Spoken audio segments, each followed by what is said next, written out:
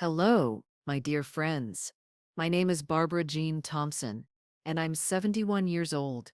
I'm sitting here today to tell you something that's been weighing heavy on my heart for a very long time, and I believe it's finally time to share it with all of you. Before I start, please give this video a like if you enjoy hearing real stories, subscribe to the channel, and comment what state you're watching from, because it brings me so much joy to know there are people all across this beautiful country of ours listening to me. Right now, as I sit here in my little house in Charlotte, North Carolina, making myself a cup of chamomile tea, because it always calms my nerves when I'm about to remember difficult things. I can't help but think about everything I've lived through. I'm 71 years old, and I can tell you that life has taught me you never know what you're truly made of until circumstances put you to the test. And believe me, I was tested in ways I never imagined I would have to endure. My story is one of those you hear and say it can't be true. But I swear on my grandchildren that every single word I'm about to tell you is the God's honest truth. This is the story of how my own children, my own flesh and blood, betrayed me in the cruelest way imaginable. They had me committed to a psychiatric facility to steal everything I had worked for my entire life. But this is also the story of how 5 years later, life gave me the opportunity to seek justice and make things right. When I wake up every morning in my own house, in my own bed, with my own things around me, I still can't completely believe it. Because for 4 long, very long years, I woke up in a room that wasn't mine, surrounded by strangers, thinking that my children had forgotten about me forever. But life has very curious ways of making things come full circle, doesn't it? Get ready, because what I'm about to tell you is going to stir up a lot of emotions. You're going to feel anger, sadness, maybe even the urge to cry.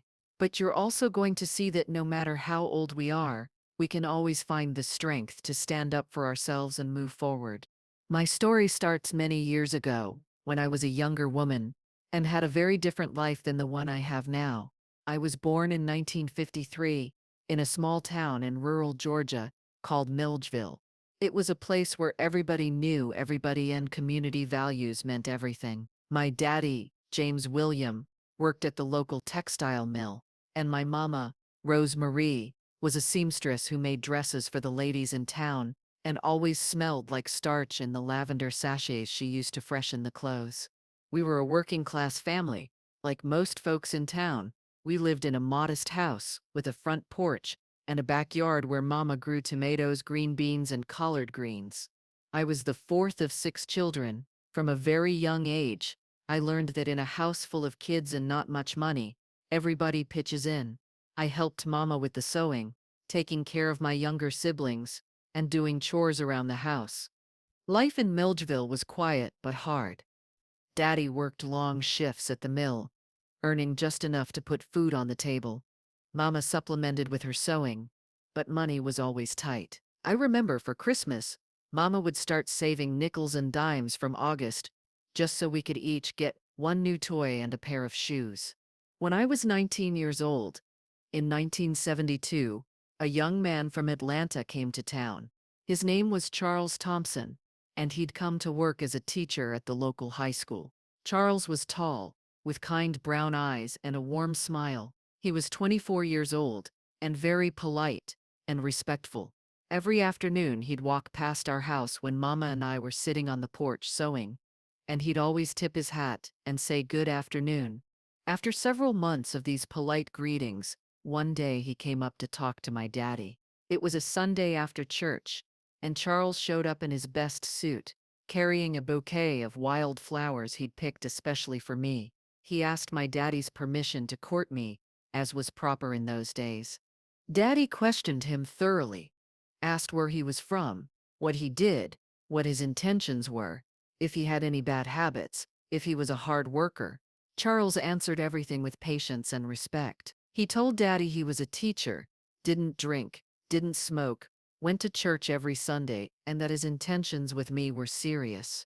We started courting on the front porch, always with Mama or one of my sisters present, as was the custom. Charles would tell me about Atlanta, about the things he'd seen there, about his plans to someday have his own house. I'd tell him about my life in town, about how I loved sewing, about my dreams of having a family of my own. After a year of courting, in 1973, Charles asked Daddy for my hand in marriage. By then, he'd proven himself to be a hard-working and responsible man. Daddy said yes, and we got engaged. The wedding was simple but beautiful, at the First Baptist Church in town on July 4th, 1973, right on Independence Day. Mama made me a gorgeous white dress with hand embroidery, and Daddy gave me a pair of gold earrings he'd been saving up for months to buy. After the wedding, we moved to Charlotte, North Carolina. Charles had gotten a better teaching position at a public school there, and I was excited to experience a bigger city. We rented a small apartment in the Plaza Midwood neighborhood, near downtown. It was tiny but clean, and I fixed it up with love. I made curtains myself, put an embroidered tablecloth on our little table, and placed some pots of geraniums in the window.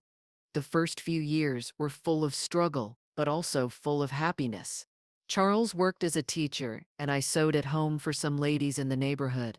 Little by little, we saved money and bought things for our home.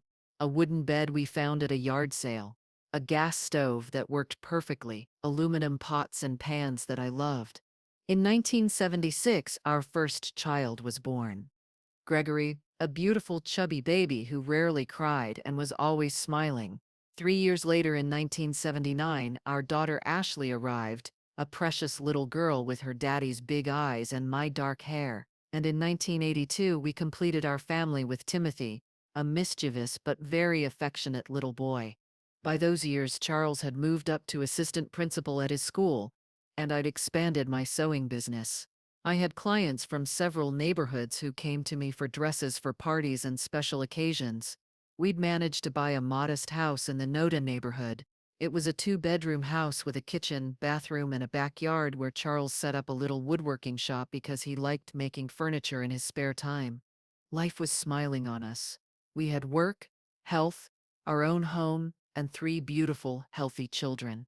On Sundays, we'd go to church as a family and then walk through Freedom Park, buying the kids ice cream. In the afternoons, I'd sit in the backyard sewing while watching my children play, and Charles would work in his shop whistling songs by Johnny Cash. But life, as it always does, had other plans in store for us. In 1990, when I was 37 years old, Charles started complaining about chest pains. At first, we thought it was stress from work, but the pains got stronger and more frequent. One night in September 1990, Charles woke up with terrible chest pain that took his breath away. We rushed him to Carolina's medical center, but it was too late. My husband, a good man who had given me the best years of my life and 3 beautiful children, died of a heart attack at 38 years old, leaving me a widow with 3 kids. The pain of losing Charles was like someone had ripped my heart right out of my chest. For weeks I couldn't eat, couldn't sleep, couldn't think about anything but him. My children would see me crying and didn't really understand what was happening. Gregory was only 14, Ashley was 11, and Timothy was just 8. How do you explain to them that their daddy was never coming back? But when you're a mother, you don't have the luxury of staying paralyzed by grief. I had 3 mouths to feed, a house to maintain, and a future to build for my children. So after the funeral and the memorial service, I dried my tears and went to work harder than I'd ever worked in my life. The little woodworking shop became both my salvation and my burden. I didn't know how to work with wood like Charles did, but I knew how to sew and I knew how to deal with people. I decided I wasn't going to sell his tools. Instead, I was going to find a way to keep the business running. I hired Mr. Earl, an older carpenter who'd worked with Charles a few times, to come work part-time with me. While Mr. Earl made the furniture, I took care of finding clients, keeping the books, buying the wood, and delivering the finished pieces. I also kept sewing, now more than ever, because I needed every dollar I could get. I'd wake up at 5 in the morning to get ahead on sewing before the kids woke up, and I'd go to bed after 11 at night finishing embroidery by lamplight. My children grew up watching their mama fight like a lioness to support them. Gregory, the oldest, helped by watching his younger siblings and running errands. Ashley, even though she was young, learned to cook simple meals and keep the house tidy. And Timothy, the youngest, was always by my side, helping me find buttons or carrying thread. The years flew by in a blur of work and more work. By the mid-90s, all three of my children were in college. Gregory was studying business administration at UNC Charlotte. Ashley was studying to be a teacher at Appalachian State, and Timothy had gotten a scholarship to study civil engineering at NC State. I kept working day and night, but not with the same desperation as before. The carpentry business was doing well with Mr. Earl and his nephew, who now worked with me full-time. My sewing business had also grown. I had clients from upscale neighborhoods like Myers Park, who came from far away for me to make them dresses for weddings and debutante balls. In the year 2000, when I was 47 years old, I did something I'd dreamed of since I was young but never had the money or time to do. I enrolled in night classes to get my high school diploma. Even though I'd learned to read and write well out of necessity for the business, I'd never had the chance to study formally. My children were so happy when I told them. Ashley, who was already a teacher, helped me with the homework. Gregory helped me with projects that needed typing on the computer, and Timothy explained the science stuff that was hard for me. It was a beautiful time when I learned from my own children. In 2002, at 49 years old, I graduated with my high school diploma. The ceremony was small, but for me it was like winning the lottery. My three children were there applauding and cheering my name when I walked across that stage to get my diploma. That night, we went out to dinner at a nice restaurant in uptown Charlotte, and we toasted with sweet tea since none of us drank alcohol. Life kept smiling on us. By 2004, Gregory had graduated and was working at a construction company making good money. Ashley was a teacher at an elementary school in the city and was engaged to an accountant who worked for the county. Timothy was about to finish his engineering degree. I felt like the most blessed woman in the world. I had three professional children who were hardworking, good people, who loved and respected me. I had my thriving business, my paid-off house, my savings in the bank. At 51 years old, for the first time since I'd been widowed, I felt peaceful and secure. With the savings I'd accumulated over the years, in 2005 I bought a bigger house in the Dilworth neighborhood. It was a 3-bedroom, 2-bathroom house with a large living and dining room, a modern kitchen, and a huge backyard where I could set up a bigger carpentry workshop and a special room for my sewing. Moving day was one of the happiest days of my life. Seeing my children helping with the move, excited about the new house, made me feel that all the sacrifice had been worth it. That night, when we were all settled in, we sat together in the new living room, and Gregory said, "Mom, you're the strongest woman in the world. Thank you for this beautiful house." But as they say, life has many twists and turns. Just when I thought everything was perfect, things started happening that at first I didn't pay much attention to, but over time they became signs of the greatest betrayal I never imagined I'd experience. It all started very subtly, at the beginning of 2006. Gregory, who'd been working at the construction company for several years now, started visiting me more often than normal. At first it made me very happy. I thought it was because he missed me, or wanted to tell me about his work. But then I noticed he always came with very specific questions about my businesses. "Mom, how many furniture pieces do they make per week at the shop? How much do you pay the carpenters? How many sewing clients do you have? Which bank are your savings in? How often do you check your accounts?" At first I answered all his questions naturally, thinking it was normal curiosity from a son interested in his mother's business. In April 2006, Gregory proposed something that at first seemed very thoughtful. He said that with everything he'd learned about business administration at his job, he could help me manage my businesses better, that if I gave him power of attorney to handle some banking matters, he could go to the bank for me when I was too busy, and that way I wouldn't have to waste time standing in lines and dealing with paperwork. "Mom," he'd say, "you've worked so hard your whole life. It's time for you to relax a little and let us, your children, help you with this heavy stuff." I listened to him and felt very proud to have such an attentive son so concerned about my well-being. Ashley also started showing a lot of interest in my affairs. When she'd come visit, She'd always comment on how big the house had gotten, how good everything looked, how much I'd accomplished. Mom, you have a beautiful house, a thriving business, money saved up. You should protect all this so you never lose it, she'd tell me. At first, I thought these were normal conversations between mother and daughter, but then she started asking more direct questions. Have you made a will, Mom? What's going to happen to the house and the businesses when you pass? Don't you think you should put everything in our names to avoid legal problems later? Timothy, the youngest, was the one who talked about these things the least, but he also started making strange comments. One day he said, Mom, you're getting up there in age to be working so hard.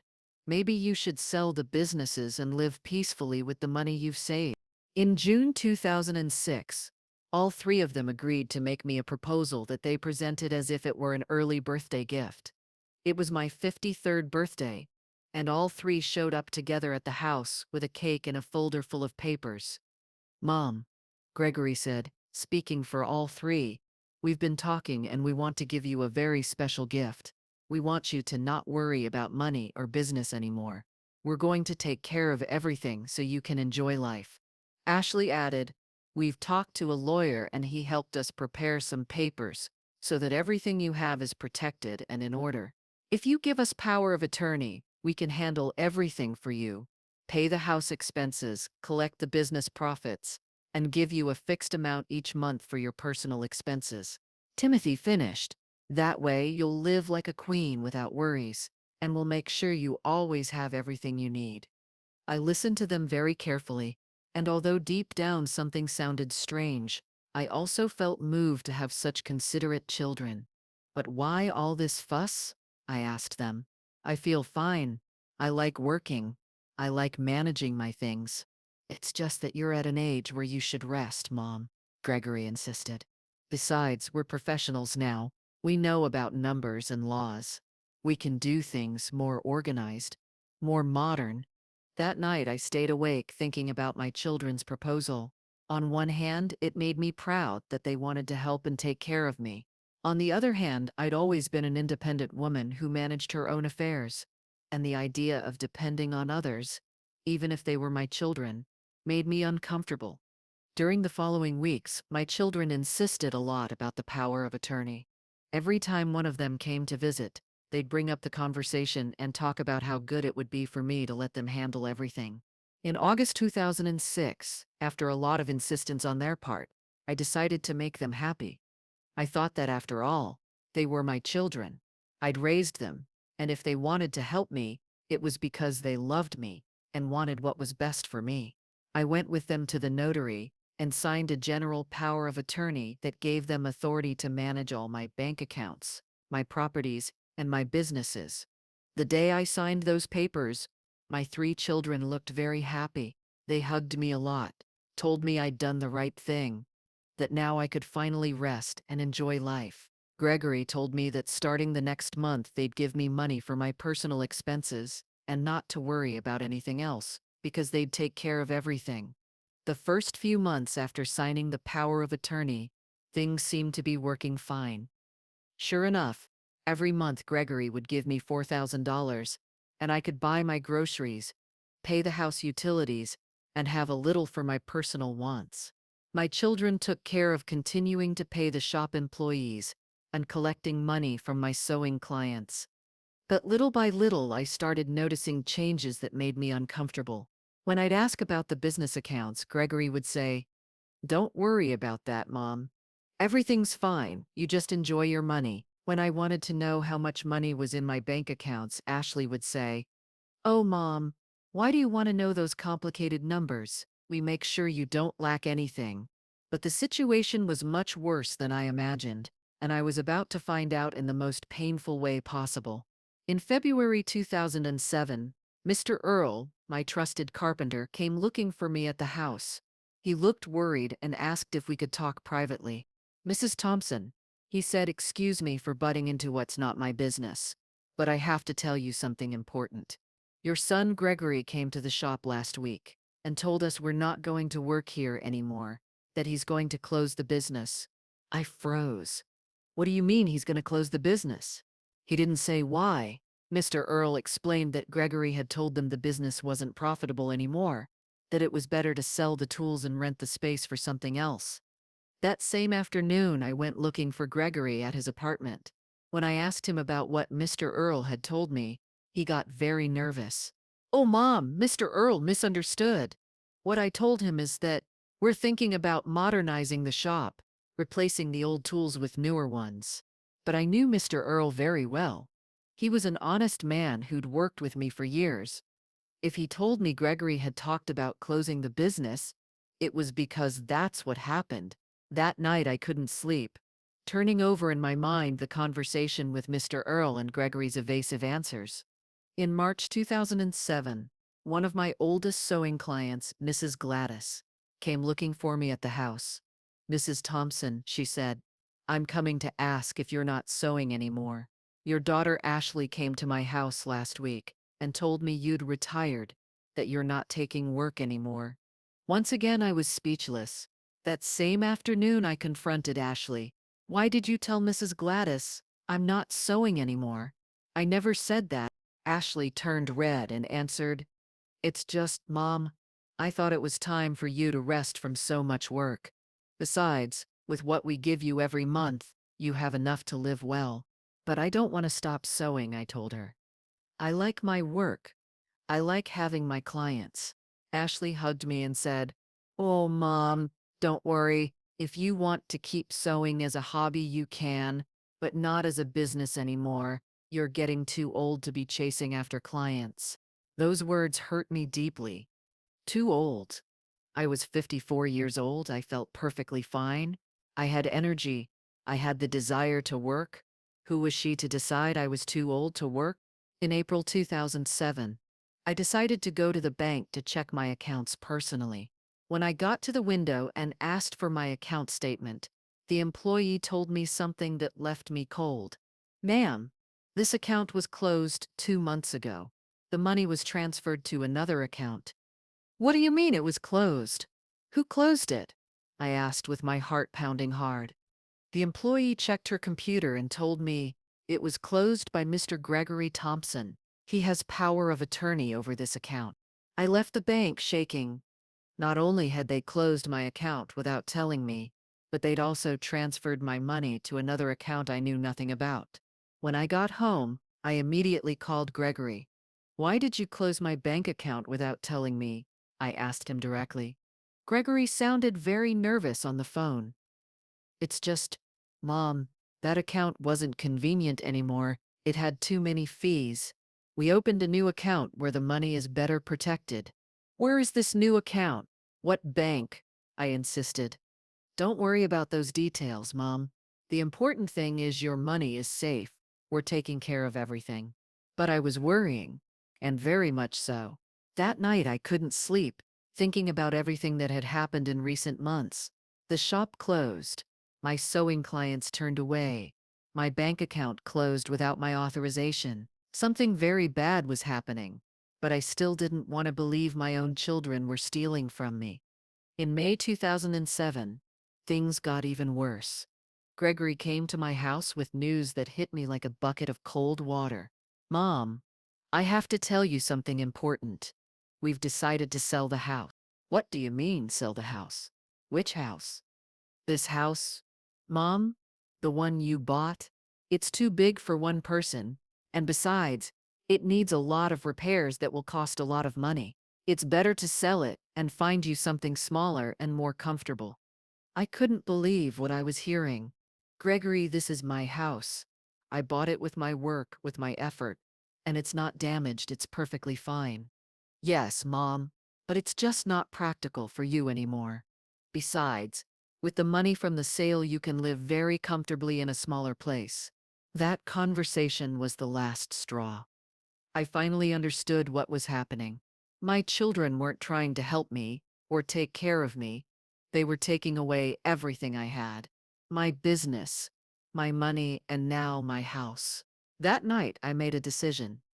The next day, I was going to see a lawyer to understand exactly what rights I had and what I could do to stop what was happening. I wasn't going to let them take away the life I'd worked so hard to build. But what I didn't know was that my children were several steps ahead of me, and the worst was still to come. I was about to discover just how far betrayal can go when money's involved. On May 10th, 2007, I went to see attorney David Patterson, a lawyer Mrs. Gladys had recommended. His office was in uptown Charlotte, near the courthouse, in an old but elegant building. When I explained my situation, the attorney listened very carefully, taking notes in a large notebook. "Mrs. Thompson," he said after hearing my whole story, "I'm afraid this situation is very delicate. By signing that general power of attorney, you gave your children legal authority to manage all your assets. Technically, what they're doing isn't illegal because you gave them permission." My heart sank. "So there's nothing I can do?" The attorney thought for a moment and then told me, "Yes, you can do something. But it's complicated. You can revoke the power of attorney, but you need to prove you were deceived or that you're a victim of abuse, and you need to act fast before they sell the house." He explained that to revoke the power I needed to go before a notary and sign a document canceling the previous one, but he warned me that my children probably weren't going to agree and could make things more difficult. "Attorney, I just want to get back what's mine," I told him. "I worked my whole life to have my house, my businesses, my savings. It's not fair for them to take it away like this." "You're right, ma'am. We're going to fight for your rights, but prepare yourself because it's going to be a tough battle." The next day, May 11th, 2007, I went to the notary with attorney Patterson to revoke the general power of attorney. When we got there, I explained to the notary that I wanted to cancel the document I'd signed the year before, because I'd realized my children weren't acting in my best interest. The notary asked me many questions to make sure I was making the decision of my own free will and that I understood the consequences. I signed all the necessary papers and left there feeling like I'd regained a little bit of control over my life. But when I got home that afternoon, a very unpleasant surprise was waiting for me. Gregory, Ashley, and Timothy were sitting in my living room with very serious faces. "Mom," Gregory said without even greeting me, "we found out what you did today. Why did you go revoke the power of attorney without talking to us first?" "Because I've realized what you're doing," I answered firmly. "You're trying to take everything I have." Ashley stood up and told me in a voice I'd never heard from her, "Mom, you're not thinking clearly anymore. You're becoming paranoid.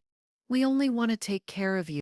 "Take care of me by closing my business and my bank account without telling me? Take care of me by telling my clients I've retired without asking me?"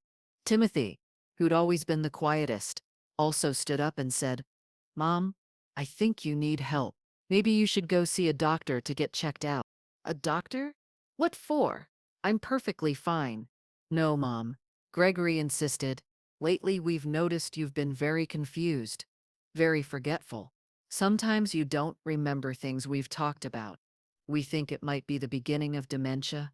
I couldn't believe what I was hearing. "Dementia? You're crazy." "I'm perfectly fine in my mind." But all three kept insisting that they'd noticed I was different, that they'd realized I forgot things, that sometimes I said things that didn't make sense. That night, after they left, I kept thinking about the whole conversation. It was obvious they'd prepared this dementia story to justify what they were doing. If they could convince people I was crazy, nobody would believe they were stealing from me. During the following days, my children began a very subtle but very effective campaign. They started telling the neighbors, acquaintances, people at the bank, that I was showing symptoms of dementia, that I forgot things, that I said things that didn't make sense, that sometimes I didn't recognize people. Mrs. Helen, my next-door neighbor, told me that Ashley had come to talk to her. "Mrs. Thompson," Mrs. Helen said, "your daughter told me you're sick with your mental faculties, that you're very confused and that's why they have to take care of you." I explained to Mrs. Helen what was really happening, but I could see in her eyes she didn't know what to believe. After all, why would children lie about their mother's mental health? In June 2007, the situation got even more tense. Even though I'd revoked the power of attorney, my children started pressuring me in ways I never imagined. Gregory stopped giving me the $4,000 a month he'd been giving me. It's just we don't have access to your accounts anymore, Mom. We can't give you money. But when I went to the bank to try to access my own accounts, they told me I needed to wait a few days because there were documents being processed. I was in an impossible situation. No access to my money. My business is not running. Completely dependent on my children's goodwill. One afternoon in late June, Ashley came to my house with a proposal she presented as if it were the perfect solution. Mom, we found a very nice place where you'll be very comfortable and very well taken care of. What place? I asked, although I already had a suspicion of what she was going to say. It's a residential facility for elderly people. Very elegant, very clean, with doctors, with nurses, with recreational activities. You'll be very happy there. A nursing home. You want to put me in a nursing home? It's not a nursing home, Mom. It's a residence, and it's not forever. Just until you feel better. Until you recover. I stared at her. Recover from what, Ashley? I'm not sick. Yes, you are sick, Mom. You're sick in the mind and you need special care that we can't give you. That night I cried like I hadn't cried since Charles died. I couldn't believe that my own children, the children I'd raised with so much love and so much sacrifice, were doing this to me. When had they become so greedy and so cruel? On June 28, 2007, my 3 children came to my house accompanied by a doctor I didn't know. He was an older man with glasses who introduced himself as Dr. Harrison Mitchell, psychiatrist. Mrs. Thompson, he said, your children have told me that lately you've been feeling confused, that you have memory problems. I'm here to give you an examination to see how we can help you. I told him I felt perfectly fine, that I didn't have any memory problems or confusion, but the doctor asked me many strange questions. What day was it? What had I had for breakfast? Did I recognize my children? After asking me the questions, the doctor spoke privately with my children in the kitchen. I tried to listen from the living room, but they were talking very quietly. When they came back, the doctor told me, Mrs. Thompson, you are indeed showing symptoms of moderate cognitive decline. I recommend constant supervision and possibly commitment to a specialized institution. How can you say that when you barely know me? I complained. Doctor, I'm perfectly fine. I can take care of myself.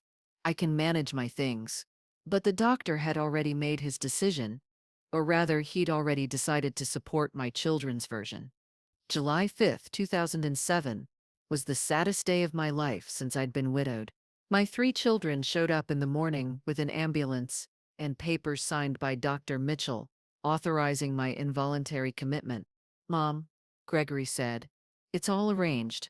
We're going to take you to a very nice place where they'll take care of you very well. It's just temporary until you feel better. I flatly refused. I'm not going anywhere. This is my house, and I'm staying here. But Ashley said, Mom, you can't stay alone anymore. It's dangerous for you. Besides, we already sold the house. What? You already sold the house? How could you sell my house when I revoked the power of attorney? Timothy explained that they'd gotten a court order declaring me mentally incompetent based on Dr. Mitchell's report. I felt betrayed in the cruelest way possible. The children I dedicated my entire life to were stripping me of everything and locking me up like I was crazy. All 3 of them put me in the ambulance despite my screams and protests. The place was called Peaceful Meadows Psychiatric Facility and was on the outskirts of Charlotte. It was a large white building surrounded by gardens that looked pretty from the outside. But for me, it was a prison where they were going to lock me up against my will. When we arrived, a nurse received me and showed me the room that was going to be mine. It was small but clean, with a single bed, a closet, a little table, and a chair. It had a window that looked out onto the garden, but it had bars. Mrs. Thompson, the nurse said, you're going to be very comfortable here. You have 3 meals a day, recreational activities, medical attention 24 hours. You'll see that you're going to feel very good. But I didn't feel good. I felt like a prisoner. My children said goodbye to me with hugs and promises that they'd come visit me very often. "It's just temporary, Mom." They kept saying, "When you feel better, we'll take you out." That night, lying in that strange bed, in that room that wasn't mine, surrounded by people I didn't know, I realized I'd lost everything. My house, my businesses, my savings, my freedom. The children I'd raised with so much love had betrayed me in the cruelest way possible. But also that night, in the middle of all my sadness and desperation, I made a very important decision. I wasn't going to give up. I was going to find a way to get out of there and get back what was mine. I didn't know how or when, but I knew I wasn't going to let my children get away with this. The first few months in the facility were the hardest of my whole life. Waking up every morning in that strange room without my things, without my routine, without my freedom, was like a nightmare I couldn't wake up from. But little by little, I came to understand that if I wanted to get out of there, I had to be very smart and very patient. The facility's routine was always the same. They woke us at 6 in the morning. We had breakfast in the big dining hall at 7. Then we had recreational activities like watercolor painting or memory exercises. In the afternoons, there was physical therapy for those who could walk. And at night, they gave us a sleeping pill that I always managed not to swallow. At first, I tried to explain to the nurses and doctors that I wasn't crazy, that my children had put me there to rob me. But the more I insisted, the more they wrote in my file that I had episodes of paranoia and delusions of persecution. The doctor who treated me, Dr. Patricia Williams, was a young woman who always talked to me like I was a little child. "Mrs. Thompson, I understand you feel confused, but your children brought you here because they love you and want what's best for you. Sometimes when we get older, our minds play tricks on us." After a few weeks of trying to convince everyone I was fine, I decided to change my strategy. If everyone thought I was crazy, I was going to pretend I was getting better. I started participating in activities, taking the medicines they gave me, though I'd spit them out when nobody was looking, acting like a model resident. My roommate was named Mrs. Ethel, an 81-year-old lady who did have real dementia. At first, she frustrated me because she talked to herself and sometimes screamed at night. But then I realized that Mrs. Ethel, in her moments of lucidity, could be a great ally. "Mrs. Ethel," I said to her one day, when she seemed more aware, "how did you end up here?" She told me her only son had brought her after she fell at home and broke her hip. "But I got better," she said, "and he doesn't come to see me anymore. I think he kept my house." I realized I wasn't the only one in this situation. Many of the residents had been brought there by family members who then disappeared from their lives. I started talking to other residents and listening to their stories. Mr. Walter told me his nephew had kept his farm. Mrs. Clara told me her daughters had sold her house and split the money. During the first 6 months, my children visited me regularly. They came every 2 weeks, always the three of them together, and always brought me little gifts: chocolates, magazines, new clothes. They acted like loving children worried about their sick mother. "How are you feeling, Mom?" Ashley would ask. "Are they treating you well?" "Yes, honey," I'd answer, pretending to be resigned. "They take good care of me here." "Are you still feeling confused?" Gregory would ask. "Do you still have those strange thoughts about us?" I learned to tell them what they wanted to hear. "Oh, son, I've realized you were right. I really was very confused. Thank you for bringing me here where they can take care of me." I could see the relief on their faces when I said that. But during those visits, I was always very attentive to any information that could help me. I'd listen to their conversations when they thought I wasn't paying attention. That's how I found out they'd indeed sold my house for $350,000, an amount that was much less than what it was really worth. I also found out they'd completely closed the carpentry shop and sold all the tools. My sewing clients had already gone to other seamstresses. All my life's work had disappeared in a few months. What hurt most was hearing how they talked about me when they thought I didn't understand.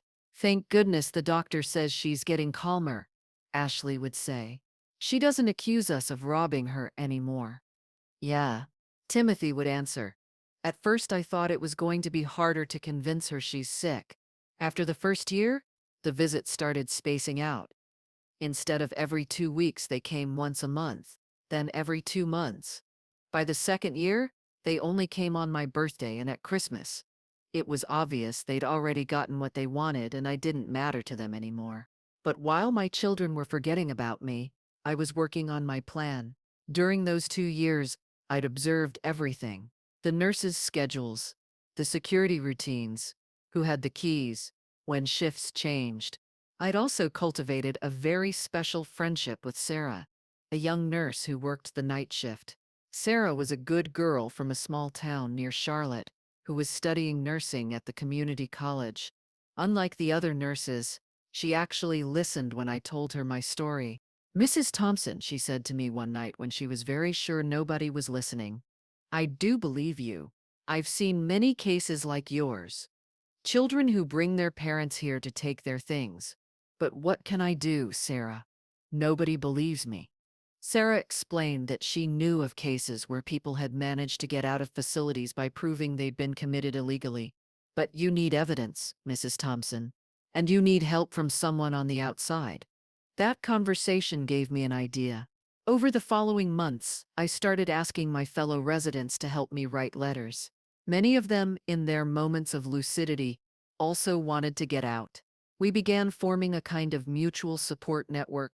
Mr. Walter, who'd been an accountant before his family committed him, helped me calculate approximately how much money I should have if my businesses had kept running normally. The amount was staggering: over $800,000 that my children had stolen.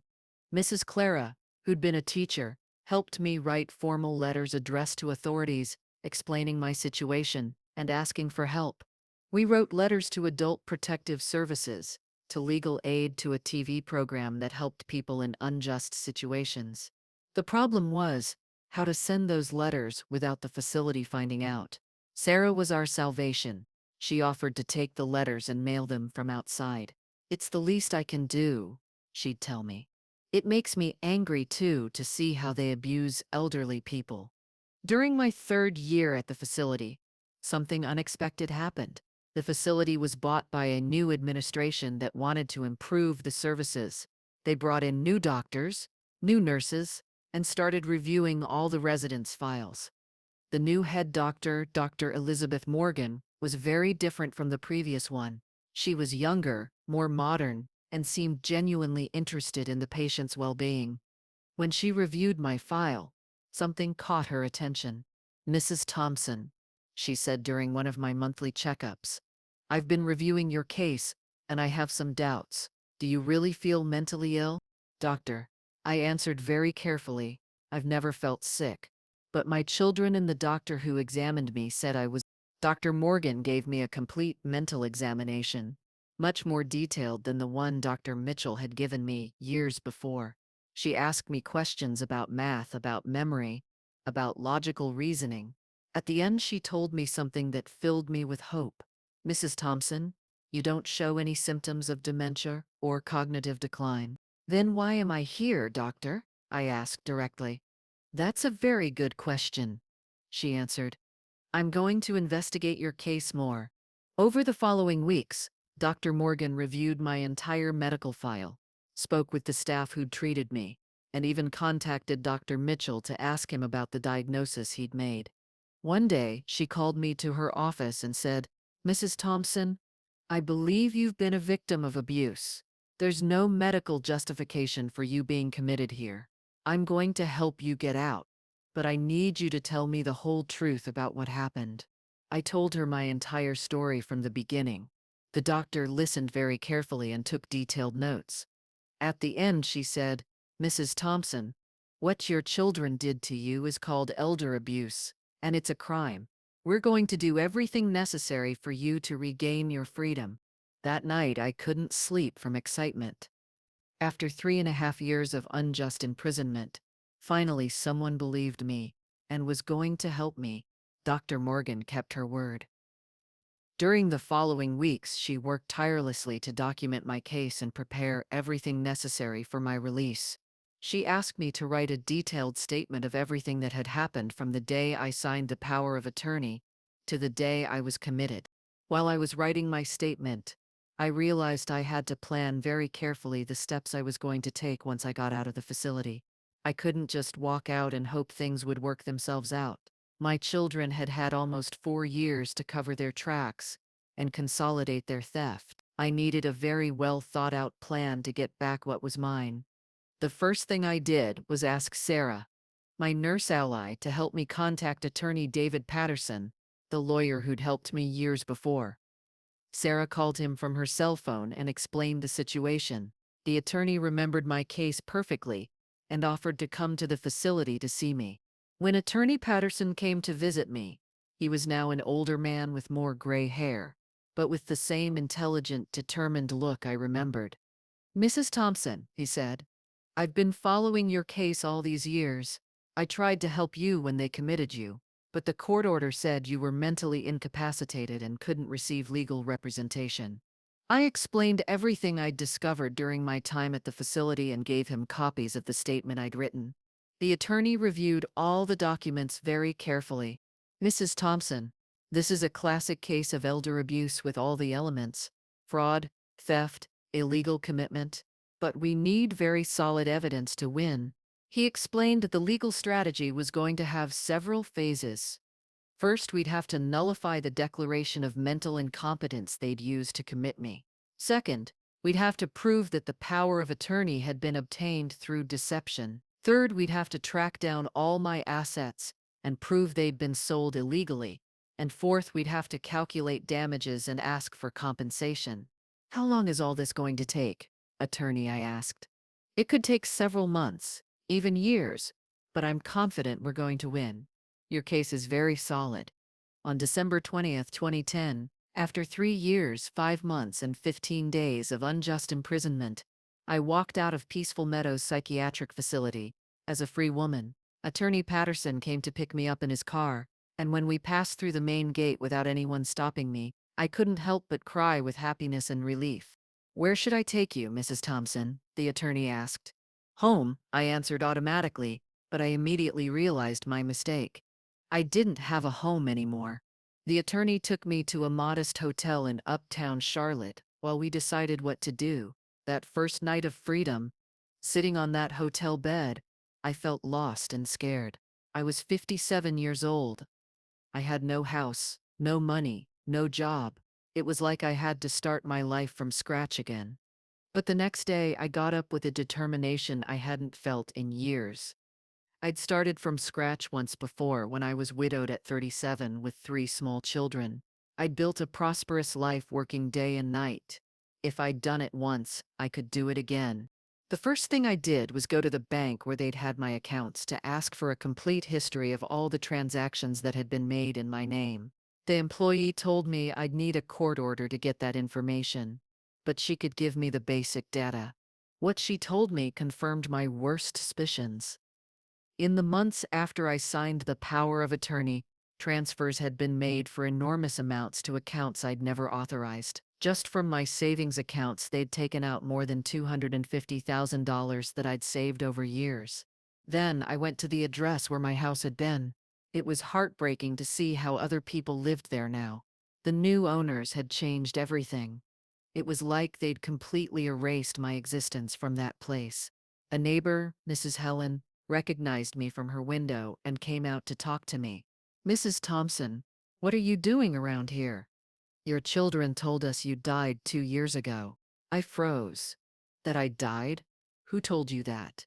Mrs. Helen explained that Gregory had come to the neighborhood 2 years before and announced that I died at the facility from complications of my mental illness.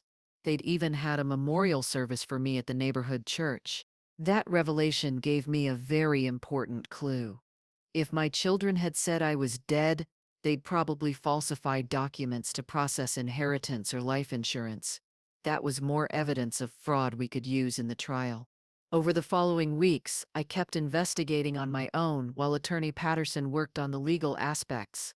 I discovered that Gregory had bought himself a very expensive house in an upscale subdivision outside Charlotte. Ashley had a brand new SUV that she clearly couldn't afford on a teacher's salary, and Brian had opened an auto parts business that required considerable startup capital. It was obvious they'd used my money to improve their own lives while they had me locked up like I was crazy. But each discovery, though it hurt, also gave me more ammunition for the legal case. Attorney Patterson had managed to get a court order to review all the documents related to the sale of my properties. What we found was incredible. They'd sold my house for $350,000 when it was worth at least $500,000. They'd liquidated my carpentry business by selling the tools and machinery for a fraction of their real value. Mrs. Thompson, the attorney said after reviewing all the documents, "This is worse than I thought. Not only did they rob you, but they did it in the sloppiest way possible. There's evidence of fraud in every transaction. But I knew that winning the legal case was only part of my plan. I also wanted my children to face the social consequences of what they'd done. I wanted people to know what kind of people they really were." With Sarah's help, who'd become a dear friend, I started contacting everyone who'd known my family over the years. Old neighbors, my children's coworkers, parents from the schools where Ashley had taught, clients from my sewing business. Little by little, I rebuilt my social network and told everyone the truth about what had happened. People's reaction was always the same: shock, outrage, and offers to help. Mr. Earl, my old carpenter, offered to testify about how Gregory had closed the shop without explanation. Mrs. Gladys told me that Ashley had told her I died, not that I was sick. Several neighbors confirmed that my children had invented different stories about my whereabouts. By March 2011, I had a list of more than 20 witnesses willing to testify about my children's behavior and the lies they'd told. I also had documentary evidence of fraud, falsification, and elder abuse. But the hardest part of my plan was still to come: directly confronting my children. On April 10, 2011, I set in motion the first phase of my justice plan. I decided to start with Brian, the youngest, because he was the most likely to break under pressure and confess everything. At 8 in the morning, I parked outside the auto parts business Brian had opened with my stolen money. It was called Thompson Auto Parts and was in a commercial area near South Charlotte. I waited until 8:30 when it opened and went in like any customer. Brian was behind the counter reviewing some papers. When he looked up and saw me, he turned completely pale.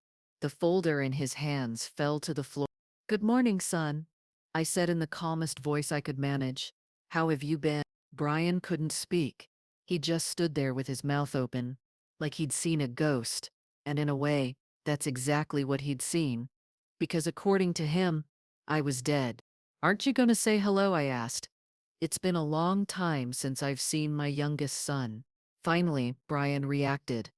"Mom, we thought, that is, they told us that I died." I finished his sentence. "Yes, I've already found out. You've been telling everyone that all over the neighborhood. You even had a memorial service for me."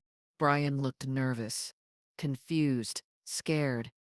"Mom, how did you get out of the facility?" "The doctors said I was fine. The doctors said I was never sick, son, that I didn't have any mental illness, that I was committed illegally." I told him the whole story of how I'd managed to get out of the facility, how I'd gotten an honest doctor to review my case, how I'd proven that the whole diagnosis had been false. Brian listened without saying a word, getting paler by the minute. "Brian," I finally said, "you and I both know I was never crazy. You knew perfectly well they were stealing from me, and that they locked me up so I couldn't defend myself." My youngest son started crying like a little boy. "Mom, I didn't want to. It was Gregory's idea. He convinced us it was best for everyone.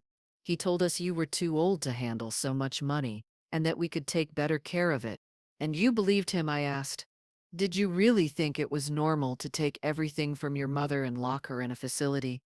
"No, Mom. From the beginning I felt bad, but Gregory and Ashley told me if I didn't go along they'd cut me out of the family." I explained that I'd spent almost 4 years gathering evidence, preparing witnesses, documenting all the fraud they'd committed. "Brian, your brother and sister are going to jail for what they did. You too, unless you help me make things right." "What do you want me to do, Mom?" he asked through tears. I want you to give back all the money you used from my savings to set up this business. I want you to sign a complete confession of everything you did, and I want you to testify against Gregory and Ashley at trial." Brian accepted immediately. He had so much fear and so much remorse that he was willing to do anything to avoid jail. That same afternoon, he signed a complete confession, admitting all the fraud, and he gave me back $60,000, which was part of the money he'd used for his business. It wasn't everything, but it was a good start. 3 days later, on April 13th, I went after Ashley. I knew every Wednesday afternoon she went to the hair salon near the school where she worked. At 4 o'clock in the afternoon, I walked into the salon, like a normal customer. Ashley was sitting under the hairdryer reading a magazine. When she saw me approaching, at first she thought it was some mistake. Then, when she realized it really was me, she screamed so loud that all the other clients turned to look at us. "Hello, Ashley," I said calmly. "Surprised to see your mama?" The stylist who was working on her looked very confused. "This lady is your mother, but you told me your mother had passed away." "Yes," I told the stylist. "That's what my daughter's been telling everyone, but as you can see, I'm very much alive." Ashley was shaking. "Mom, how, when? The doctors at the facility told us you'd died." "The doctors at the facility never said that, Ashley. You made up that lie, just like you made up the lie that I was crazy." I explained that I already knew everything, how they'd planned to rob me, how they'd falsified documents, how they'd sold my properties illegally. "Ashley," I said, "your brother Brian has already confessed everything. I know exactly how much money each of you stole and what you spent it on. Now you have to decide whether you're going to cooperate with me or whether you'd rather we see each other in court." Unlike Brian, Ashley tried to defend herself. "Mom, we did all that for your own good. You were acting very strange, very confused. We thought you really were sick." "For my own good? Stealing all my money was for my own good? Locking me in a facility was for my own good?" The confrontation in the hair salon got very tense. Ashley was screaming that I was crazy, that I'd threatened Brian to make him lie, that she hadn't done anything wrong. The other clients in the salon were listening to the whole argument with their mouths open. Finally, I told her, "Ashley, you have 1 week to decide if you're going to give me back the money you stole, or if you'd rather explain to a judge why you told everyone your mother had died while you were spending her savings." I left the salon, leaving her there screaming and crying. I knew she wasn't going to cooperate voluntarily like Brian. But I also knew that the social pressure of having the whole story exposed publicly was going to affect her a lot. On April 20th, it was Gregory's turn, the mastermind behind the whole operation. I knew he was going to be the hardest to confront because he was the smartest and most prepared, but he also had the most to lose. I waited until he got off work at 6 in the evening. When he arrived at his new house in the upscale subdivision, I was already sitting on the front steps, waiting for him like it was the most natural thing in the world. When Gregory saw me, he didn't scream or turn pale like his siblings. He stood very still for a moment, calculating, thinking. Then he walked over and said, "What do you want, ma'am?" "Ma'am, is that how you talk to your mother?" "You're not my mother," he answered with a coldness that chilled my blood. "My mother died at a facility 3 years ago from complications of mental illness. Your mother is standing right here in front of you, Gregory, and she's very much alive and very sane. You're crazy. You always were crazy. That's why we had to commit you."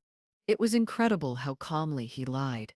Even in that moment, confronted with the evidence that I was perfectly fine, he kept insisting I was crazy. "Gregory," I said, "I have all the evidence of what you did. I have documents, witnesses, confessions. Your brother Brian has already admitted everything.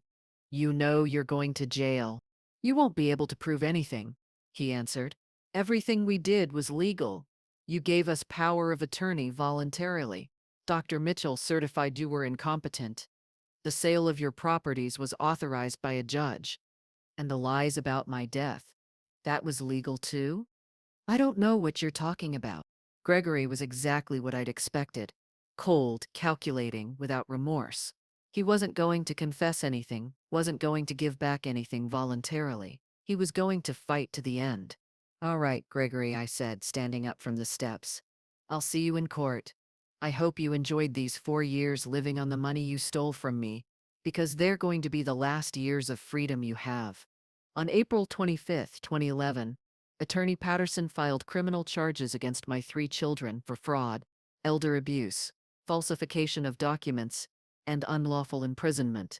He also filed civil lawsuits to recover all my properties and the money they'd stolen from me. The charges caused an enormous scandal in Charlotte. The story made the local papers.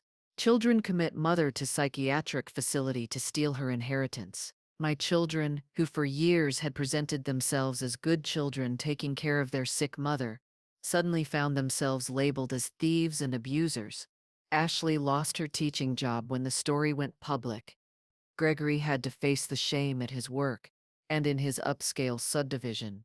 Brian closed his business because nobody wanted to buy from someone who'd robbed his own mother. But the most satisfying moment came 3 months later when the first trial hearing was held. My 3 children entered the courtroom in handcuffs, dressed in orange prison uniforms. When they saw me sitting at the plaintiff's table with my lawyer and my witnesses, Ashley started crying and Brian hung his head in shame. Only Gregory looked at me directly, still with that coldness that gave me chills. But I wasn't afraid anymore. I was no longer the vulnerable woman who'd signed a power of attorney, trusting her children. Now I was a woman who'd survived the cruelest betrayal possible and had come back to seek justice. The trial lasted 7 months. One by one, all my witnesses testified about the lies my children had told, about how they'd sold my properties, about how they'd said I died. The bank documents clearly showed how they'd transferred my money to their personal accounts. Brian's confession was read in full in court. The most dramatic moment came when Dr. Mitchell, the psychiatrist who'd signed my false diagnosis, was called to testify under oath. He admitted that Gregory had pressured him to sign the diagnosis and that he'd never done a complete medical examination. "Did you really believe Mrs. Thompson had dementia?" the prosecutor asked. "No," the doctor answered, "but Mr. Gregory told me it was a very complicated family situation and that it was best for everyone." When it was my turn to testify, I told the judge and jury my whole story.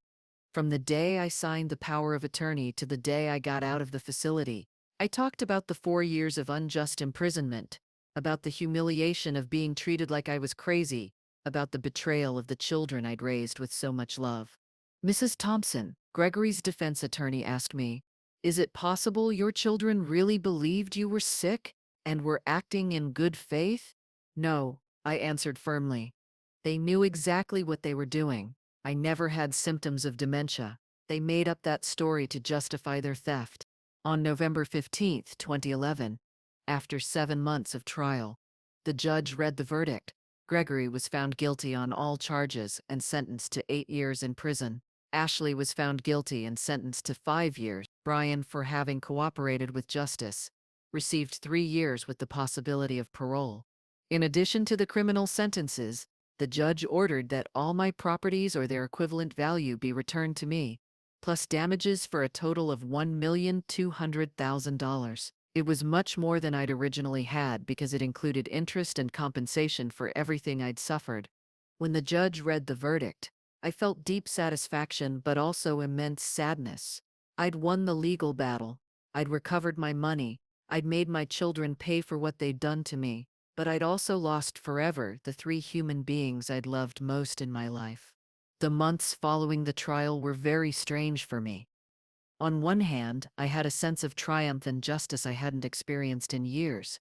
I'd proven that an older woman without resources, without important connections, could face betrayal and injustice, and win. But on the other hand, I felt very lonely and very sad. With the money I recovered from the trial, the first thing I did was buy myself a new house. I didn't want to go back to my old neighborhood because there were too many painful memories there. Instead, I bought a small but nice house in the Elizabeth neighborhood, near downtown. It had 2 bedrooms, living and dining room, a modern kitchen, and a backyard where I could plant flowers and herbs. The house cost me $200,000, so I still had enough money left to live comfortably the rest of my life. But the money, as much as I needed it, didn't fill the emptiness in my heart. During the first few months in my new house, I hardly went out. I'd stay there sewing, watching TV, taking care of my plants. Mrs. Helen, my former neighbor, came to visit often, and Sarah, my former nurse from the facility, also became a regular visitor. But most of the time, I was alone. One day, while I was watering the plants in the backyard, my next-door neighbor looked over the fence. She was a lady about my age, very nice, named Ruth. "You're the lady who won the trial against her children?" she asked me. At first I was embarrassed that she knew me for that. But then I realized Mrs. Ruth wasn't judging me. On the contrary, she looked at me with admiration. "Mrs. Thompson," she said, "you're an example for all of us. How many women have been robbed by their own children and never done anything about it?" That conversation made me think a lot. How many elderly women were going through situations similar to mine? How many were being abused by their families and didn't know they had rights or how to defend themselves? In March 2012, Brian got out of jail on parole. One afternoon, he came to my house, very thin, very gaunt, and asked me for forgiveness. "Mom," he said, crying, "I have no right to ask you to forgive me, but I want you to know that every day in jail I thought about what we did to you and I felt terrible. Seeing my youngest son in that state broke my heart. Despite everything that had happened, he was still the boy I'd raised. Brian," I told him, "what you did to me was unforgivable, but you were the only one who had the courage to confess and help me get my money back. That counts for something." I told him I couldn't forgive him completely because the damage had been too great, but that I was willing to give him a chance to prove he really regretted it. "If you want to rebuild our relationship," I told him, "it's going to be little by little, with a lot of patience, and it's going to have to be on my terms." Brian accepted everything I said as conditions. He had to get an honest job. He had to go to therapy to understand why he'd participated in the theft. And he had to help me with a project I was starting to plan.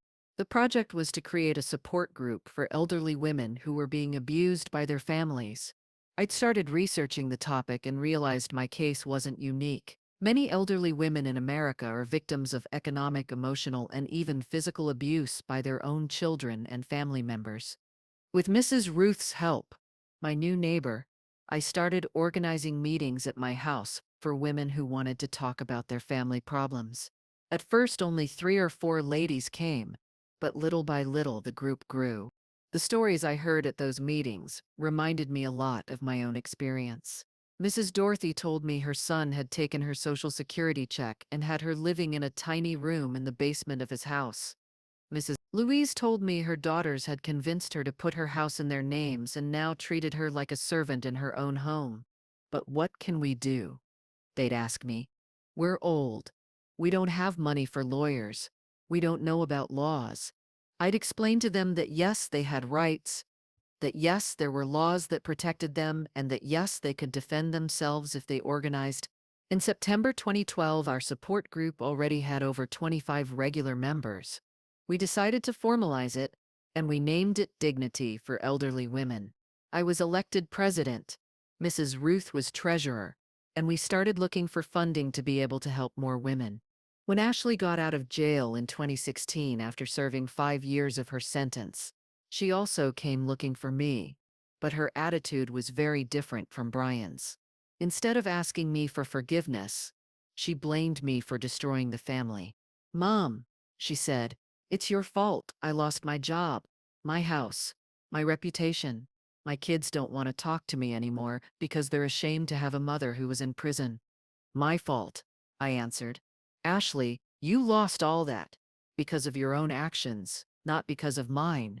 I tried to explain that I was still willing to rebuild our relationship if she really regretted it and asked for forgiveness. But Ashley didn't want to take responsibility for anything. According to her, it had all been Gregory's fault, and she'd just been a victim of circumstances. "If you can't recognize that what you did to me was wrong," I finally told her, "then we have nothing to talk about." Ashley left my house screaming that I was a resentful woman who never knew how to forgive. Gregory got out of prison in 2019, He never came looking for me, never asked me for forgiveness, never tried to rebuild any kind of relationship with me. I found out through Brian that he'd left Charlotte and was living in Raleigh, working at a small company. By then, I was already 66 years old, and my life had taken a completely different direction. Dignity for Elderly Women had become a recognized organization that helped elderly women throughout the region. We'd managed to get several women to recover their stolen properties. We'd gotten some abusers sent to jail, and we'd educated hundreds of women about their rights. My relationship with Brian had improved a lot over the years. He'd married a very good girl named Amanda. They had 2 young children and lived near my house. Brian worked as a mechanic at an honest shop. He'd finished his therapy, and he helped me a lot with the organization's activities. His children, my grandchildren, knew me as Grandma Barbara and came to visit me every week. It was an immense joy to see those kids running through my backyard, to hear their laughter, to feel like I had family again. Brian had explained to them in an age-appropriate way that he'd made very big mistakes when he was younger, but that he'd learned from those mistakes and now was a different person. Now that I'm 71 years old and I'm here telling you my story, I can say with complete honesty that I don't regret anything I did. Yes, I lost 2 of my 3 children forever. Yes, I lived 4 terrible years in a facility. Yes, I had to go through the humiliation of being treated like I was crazy. But I also discovered something about myself I didn't know I had. I discovered I'm much stronger than I ever imagined. I discovered I can survive the cruelest betrayal and come out on top. I discovered I can take the greatest pain and turn it into something useful to help other people. Dignity for Elderly Women now has offices in 3 North Carolina cities and has helped over 500 women defend their rights. We have volunteer lawyers, social workers, psychologists, and a network of women who support each other. My house has become a meeting center for women from all over the city. Almost every day, someone comes to tell me their problems, to ask my advice, or just to have a cup of coffee and feel accompanied. Sometimes people ask me if I miss Gregory and Ashley. The answer is complicated. I miss the children I thought they were, but I don't miss the people they really are. I miss the little Gregory who helped me in the shop, but not the adult Gregory who robbed me and locked me up. I miss little Ashley who hugged me when I came home from work, but not the adult Ashley who betrayed me without remorse. I've learned that a mother's love doesn't mean putting up with anything. I've learned that respect is earned and lost, regardless of whether you're a child or not. I've learned that true family isn't just blood, but the family you choose every day. My true family now includes Brian and his children, of course, but it also includes Mrs. Ruth, who became like a sister to me. It includes Sarah, who's still a dear friend. It includes all the women in the organization who've become like adopted daughters. The money I recovered from the trial I've used very intelligently. I bought my house. I invested part in safe financial instruments that give me monthly income. And I've donated a good amount to the organization so it can keep functioning. I live comfortably, without luxuries, but without needs. I also went back to sewing, but now it's more for pleasure than necessity. I have several regular clients who come to me for dresses for special occasions. I especially like making quinceañera dresses because it reminds me of when I made dresses for my friends when I was young. On weekends when there are no organization activities, I like to sit in my backyard with a cup of tea and watch my plants grow. I have roses, geraniums, bougainvillea, herbs. I also have a peach tree I planted 5 years ago that's already bearing fruit. It's a beautiful metaphor for my life. Something that seemed dead or destroyed, but with care and patience can bloom again. At 71 years old, I have plans for the future. I want the organization to keep growing and reach more cities in North Carolina and beyond. I want to write a book about my experience so more women know it's possible to defend themselves and recover from family betrayal. I want to see my grandchildren grow and maybe meet my great-grandchildren. But above all, I want to keep showing that it's never too late to start a new life, that a 57-year-old woman who loses everything isn't finished, but is at the best moment to show what she's made of, that age isn't a limitation but an accumulation of experience and wisdom. To you who are listening to me, especially the women who might be going through difficult situations with your families. I want you to know that you're not alone, that you have rights, that you can defend yourselves, that it's never too late to recover your dignity. If I could get out of a facility after 4 years, recover my money, get justice, and rebuild my life at 57 years old, you can also face any situation you're living through. The key is not giving up, seeking help, believing in yourselves. Don't let anyone, not even your own children, convince you that you're no longer useful, that you can't anymore, that you're too old. We are strong women. We are dignified women, and we always have the right to a life with respect and happiness. Thank you for listening to my story. I hope it serves as inspiration for you to write your own stories of overcoming. And remember, never, but never, is it too late to stand up for yourself and start over. If you liked my story, please give this video a like, subscribe to the channel, and share your experience in the comments. I love reading your messages and knowing that my words reach people all across America who need to hear that yes, you can move forward. May God bless you all, and may you have a life full of dignity and true love.